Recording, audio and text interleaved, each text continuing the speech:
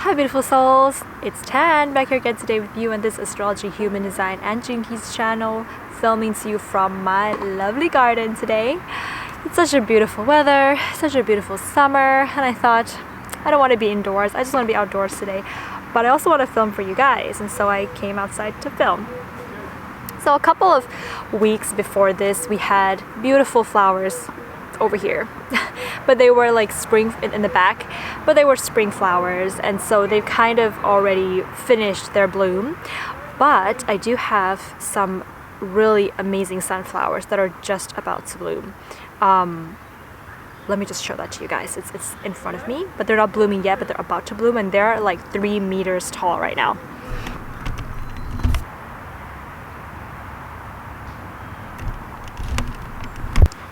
I'm super excited for them to bloom. Oh my god. So yes guys, today I'm going to be doing a Q&A. So about a month ago I asked you guys to send me some questions that you want me to answer, and so I have it here in my phone in front of me, and I'm going to kind of go through them and answer some of them for you guys. And so I've received almost 50 questions, so I'm not going to be able to answer all of them in this video today, but if you watch towards the end of the video, I'll tell you guys how you can access another platform in which you'll be able to view me and my team answering the rest of the questions that I'm not able to answer in this video, in another video on that platform. So stay tuned for that towards the end of the video. The first question that I'm going to answer today is from Nuella. With astrology becoming mainstream, what would you say are some major concerns behind how astrology is being ethically used? I love this question, first of all, because you said that, Nuella, you said that astrology is becoming mainstream, and it totally is. Like 5 years ago, you know, astrology hasn't gained as much popularity as it has now, and definitely not 10 years ago. Like, can you imagine how mainstream astrology would be 10 years from now, or how popular astrology would be 10 years from now? So how astrology is being ethically used.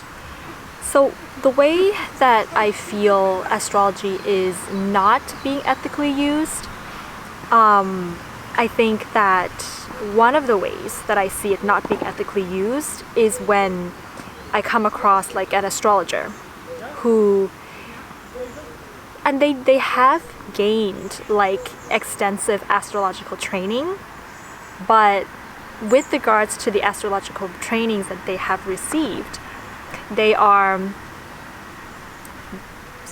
we can say, narrow in their interpretation of astrology, and with that narrowness of their interpretation, they've instilled a certain kind of paranoia into the audience of astrology, if that makes sense. So I'm not gonna say who this is, I don't want to point names, but there is an astrologer who came out to say that, I think it was on, what month are we in? July 22nd, July 21st and 22nd was going to be very intense in terms of the Mars North Node Uranus conjunction, and they were advising us to not travel, especially if you have planets in Taurus, Leo, Scorpio, or Aquarius, the fixed signs, and they were saying that like if you do travel you could get into accidents and things like that. And I was like, whoa, like that is something that is stirring up that paranoia. And you know, there really is no credentials that in astrology to, how do I say, like confirm, or, you know, you don't have to be accredited, shall we say, as an astrologer to be able to give interpretations. And that can be a little bit, not to say that if you have credentials it's better, but like there's no standard, we can say. Astrology is just a very open field, and therefore, because of that, like the people who are listening to astrological interpretations have to, for themselves, sort of have discernment as to what they're hearing. And the astrologers who are doing astrology have to make sure that they're not doing this from a place of power, because sometimes when you instill that kind of paranoia into the audience, you gain power subconsciously without realizing it, because then people start coming to you and they start asking for advice, and then you're getting money from that. So that would be one of the things that I can say that astrology may not really be ethically used. Not to say that it's not correct, or correct that we're, you're saying that, oh, there can be accidents that happens because of this particular conjunction, but what are you offering in terms of like something that the viewers of astrology can do for that transit without having to go to you for money?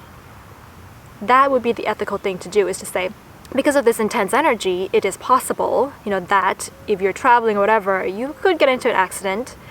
But how can you cope with that, or how can you counter that, besides from like not traveling, because people have plane tickets booked and they bought their flights and they can't just like cancel it because of astrology?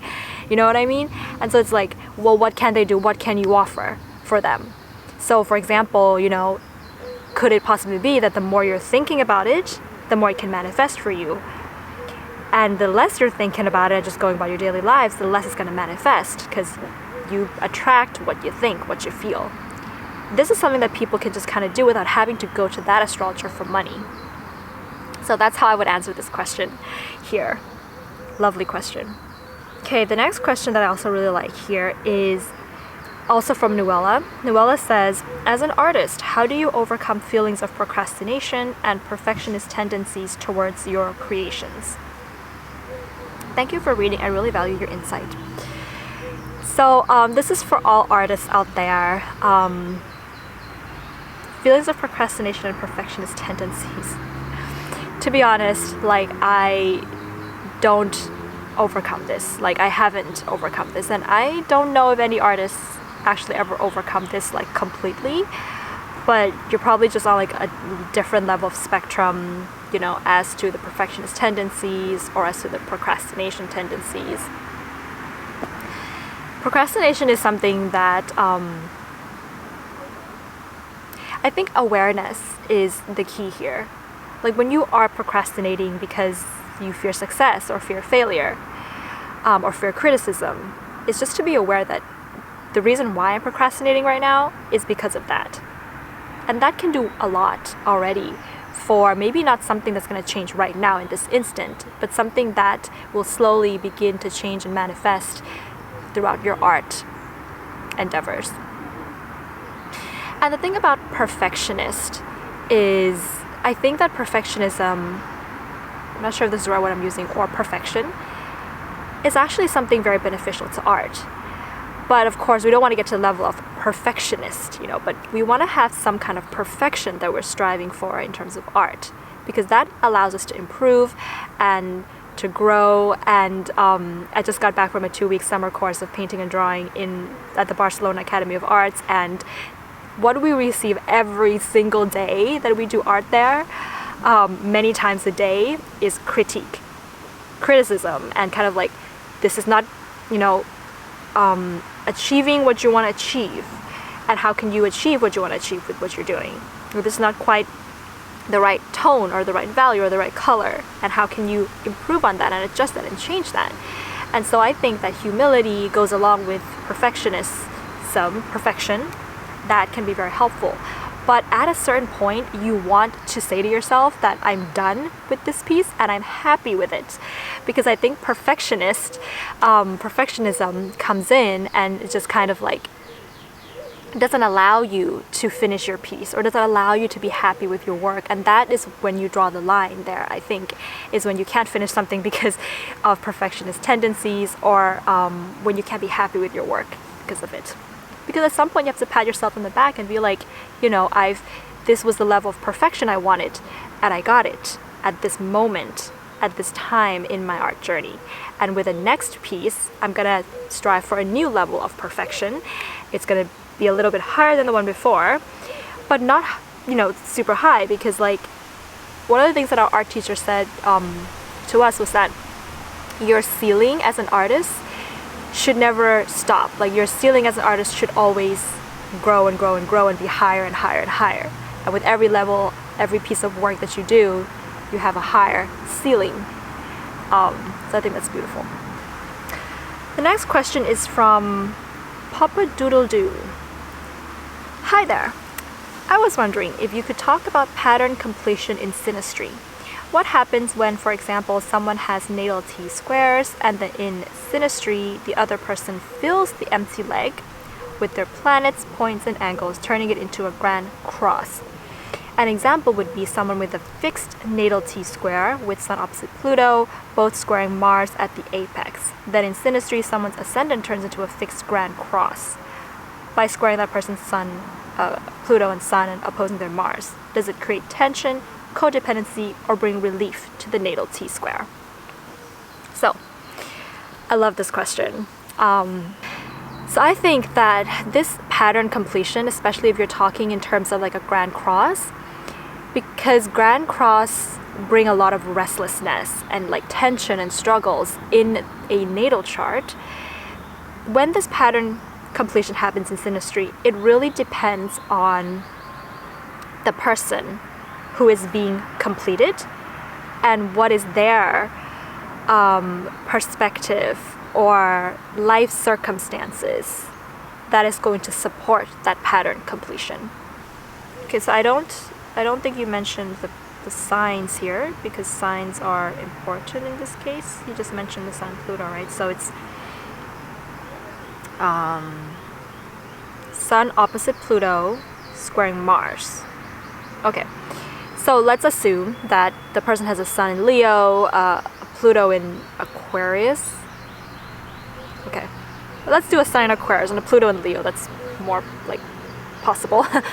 The Sun in Aquarius, Pluto in Leo opposite, and let's say their Mars is in Scorpio, right? So then we have that fixed T-square happening. So this person is missing Taurus energy. Now, this person is going to be very rigid and even intense in terms of like making money, for example, or very stubborn in the resources that they have, and in terms of like doing things their way that they can damage their health.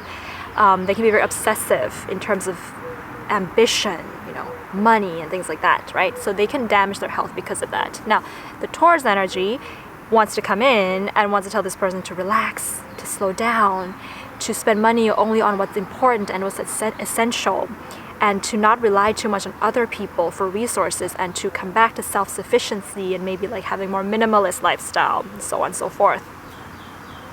Depending on like if this person is at a time in their life where they've learned the lessons of their fixed T-squares or whatever configurations they have yet or not. So if they've already been through like a lot of things in their life, maybe they've passed their first Saturn return and they're kind of like, wow, I need more nature in my life. I need to slow down. I need to go minimalist a little bit because I have experienced the Scorpio, Leo, Aquarius energy, and it's kind of like damaging my health, or I'm in a lot of debt because of that energy. They can find that Taurus energy coming in and like being a stable hand and helpful for them. But if they're not yet at that stage in their life, they may be annoyed with that Taurus energy of needing to slow down, of like they would feel like it's holding them back, or they can't move forward in their life because of that slow Taurus energy. So they may resist that, they may get into struggles with the other person who's bringing that Taurus energy in, if that kind of made sense. So this is true for like in the case of like having a T-square and then having it be completed as a grand cross. If it's like two people coming together and there's a pattern completion, it makes like a kite or a grand trine, for example. That tends to be welcomed. That tends to be very nice, and that tends to be like, it tends to make you feel like we just will smoothly stride along together in life. But I like that the question came from a harder,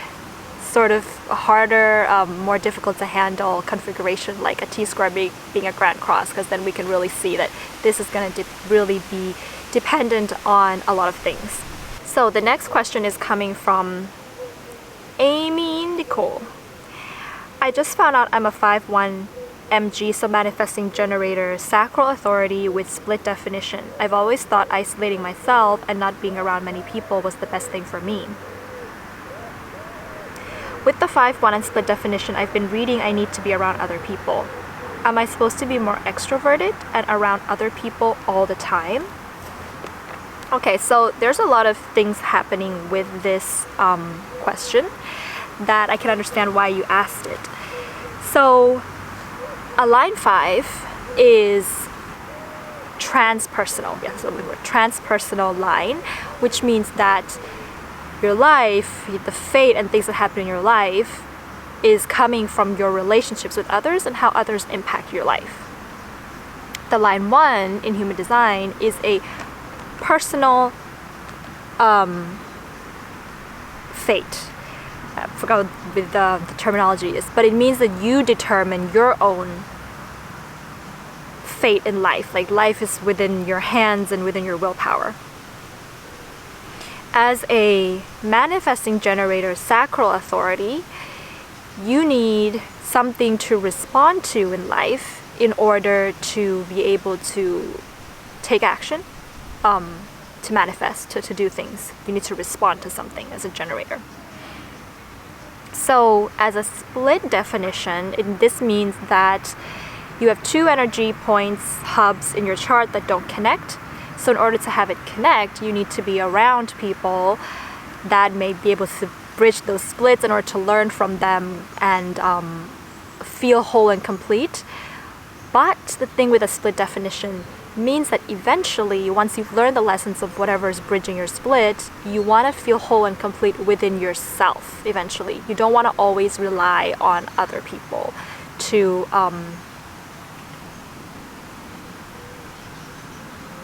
kind of bridge your split, to make you feel whole and complete, if that makes sense. You want to be complete within yourself. So you can see how there's like various different things in your chart that impacts you. So I would go further on to say that this question requires you to be both an introvert and an extrovert, especially with your line 1. Like you do need that time to be in your space, to investigate, to dig deeply into something, to go down the rabbit hole with something. But then you need to come out of that and be in the public with a line 5 and serve people, with what you've learned and with what you've studied. And you are going to experience projections that come from others and expectations with a 5th line. And the only way that you can sort of handle all those expectations and projections is to come back to the line 1 and be with yourself and do your own thing again. And so it's like this going back and forth between like extroversion and introversion. And then again, we have that split definition, which asks you to be an extrovert, to see people, to see how people can bridge your split, but then eventually reflecting on how you can then come back to yourself and bridge your split by yourself and be complete within yourself. And as a manifesting generator, that's the thing about MGs is so interesting, is that although they are generators, they do need to be out there in the world, be extroverted, respond to things, respond to people, respond to life. But as a manifesting generator, like you also need time to do your own thing. Like you need to have multiple projects going for you, especially as a manifesting generator. So maybe you have some projects or endeavors that you're taking on where you have to be extrovert and you're around people. But you have other projects and endeavors that you're multitasking, that you're doing, that means that you are doing it on your own. You get to be on your own as well. So you can do all of it, I think. And as a manifesting generator specifically, you don't have to do one thing. Like you are here to do many things, to do multiple things at the same time. So I hope that answers your question, Amy Nicole. I had pinned about 12 questions, but I feel like I took 20 minutes to answer 4 questions, so I'm not sure if I'm going to be able to cover all of that. But I think that I'm probably going to answer a few more, and then we'll end the video, and I may do another video to answer more of the questions that's being asked here. Okay, Cherie Blanchard says, I would like to understand more about having 6 gate 13s in my HD body graph is about. What having 6 gate 13 in your human design body graph is about. 13 1, point 13 line 1 in the South Node personality on the design, and 13 line 3 in Earth, 13 line 5 Mercury, Venus, 13 line 6 in the South Node, and 13.6 Jupiter. Okay, so you got it on the South Node, design personality. You got it in Jupiter, so Jupiter, South Node, Mercury. Jupiter, South Node, Mercury.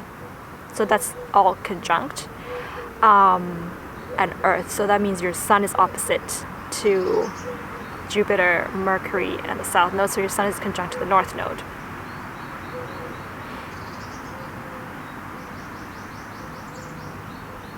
On the design side of things. If you overlay the charts, they would show up like this. I looked at the planets of the day of my design, and there was a lineup of something like 7 planets in Aquarius. Is this a design, Uranian design of the future human? I will gladly send you my chart if you decide to answer this question. Loving your channel. I just found human design 2 months ago and 1-3 emotional projector with the right angle cross of the Sphinx. You know, Shuri, we do read birth charts. Like we have a group birth chart reading, live reading. If you're interested in that, you can check out our Patreon and join us there and see what we have available and offered there. But I'm going to answer your question here anyways. So, I'll answer it briefly without looking at your whole chart. So, we're going to, you have to, I think with this alignment, really understand what gate 13 means, first of all, in terms of like the gene keys and human design. The gene keys, the shadow, the gift, the city. And the human design, like where is it located? It's in the G center in human design. Just really getting into all things of gate and gene key 13. So I also have a video on my channel that I made I think it's like a year ago on gene key 13. So I highly recommend that you check that out. Links in the description box below, and I might put it up here somewhere as well. But yeah, this is an interesting one because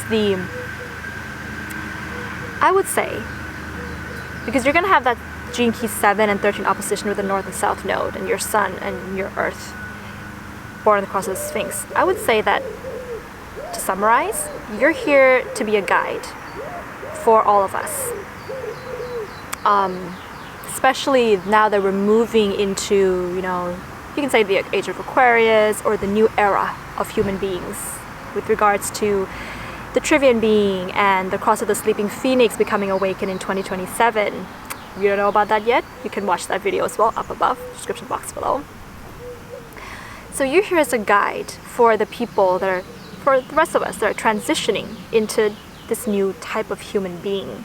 So I think it would also be very important for you to really understand what's happening in 2027 and the cross of the sleeping Phoenix and how the cross of the Sphinx is playing out with regards to that new human being that's coming along. But this guide that you're here to be for all of us, it doesn't necessarily mean that you're here to be a guide for everybody. This can just be as a guide for your kids, your family, your loved ones. But there is definitely that energy there of helping people find their direction and doing that from a place of a facilitator. So from a place of like standing behind them and answering questions or giving advice when you are asked for it. Because you're a projector. Okay, so I was wondering what your human design type is. So you're a 1-3 emotional projector. So yeah, because you're the Sphinx and all the gates that are part of the cross of the Sphinx are in the G center, which means that most likely you could be a projector, but you don't have to be, but you are a projector. So you have to be you have to be asked. You have to wait to be asked or be invited to that guidance in order to guide people first. So when it comes to like 2027, on the cross of the sleeping Phoenix, we're moving into this age where the brain of our body is shifting from the actual brain to the solar plexus. And because it's shifting to the solar plexus, it does mean that the new human being is one that is more emotional. that's going to be making a lot of decisions based on the trust of the solar plexus. You know, gate 55, the master key in the solar plexus, and gate 22, that's the key, master keys of the new era. So if there's one thing that I would say you are here to guide people to into this new era is how to trust their emotions more, and what the world would be like if everybody really trusted their emotions, and the level of independence that we can achieve, emotional independence that we can achieve is what's happening here, so that we can moving towards a new way of loving, a new type of relationship, a new type of employment structure, and the structures of communities and society in general, with more emotional independence and more trust in the emotions. A lot can change there. And so with a lot of planets and points in gate 13, your power here is to be able to offer this guidance from a place of listening. That's what gate 13 is about. It's the listener. So listen to your own experiences in your life of like navigating the world of emotions. What have you learned from that? And listening to the experiences of the people in your life and how they have navigated emotions and haven't navigated emotions, and how can you weave that, into like what we need to be, what we are becoming in 2027 with the new human being. What could that look like? And offering your guidance from a place of discernment. That's the gift of gate 13, and empathy. That's the city of gate 13, rather than the shadow of discord, which is narrow-mindedness. Okay, so with a lot of gate 13s, there is a possibility of narrow-mindedness, which means just kind of like there's a judginess to it. This is Aquarius energy, right? There's always going to be that judginess, a little bit of judginess to it, of kind of like approaching people's emotional problems from logic, or from like not understanding, like, why can't you just get it together? Why do you have to, why can't you use your logic? Why are you falling into so much of emotions? See how I've used my logic in life and how it's worked. That kind of a, this is what I have done, and because you haven't done it that way, then you're not doing it the right way.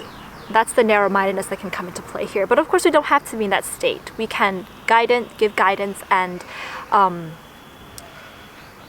a place of really listening to the other and opening your own solar plexus. You're an emotional projector, right? So you have your solar plexus defined. So, but it may not be connected to your throat. So therefore, like, you have a lot of emotions in there, and getting in touch with your own emotions first and expressing your emotions. And if you've already done that, you've already experienced like what it's really like to express your emotions and to kind of get that out, then you're on the way to kind of having that empathy with others and really listening to them and guiding them. So I hope that answers your question. Okay, beautiful souls. I feel like that's going to be it for the Q&A today. I'm probably going to make another Q&A maybe next week or the week after that. And me and my Rose of Venus team, we have answered about 10 of the questions that you've submitted in the Q&A in a Q&A live webinar video. And you can find that video on our Patreon page. If you like, this kind of Q&A types of videos, then you can also support us on Patreon. You'll get more exclusive contents and exclusive Q&A videos there. So I'll provide a link to our Patreon up above and in the description box below as well. And thank you very much for everyone who's coming on this journey and supporting us all the way. If you are interested in our birth chart reading, we do have various different kinds of readings available for you guys with a summer sale while the summer is still here. I'll provide a link to that up above in the description box below as well. So yeah, and I'll see you guys around, and have a beautiful day. Go go out in nature, hang out in your garden, look at the birds, and play with the birds and the flowers. Bye!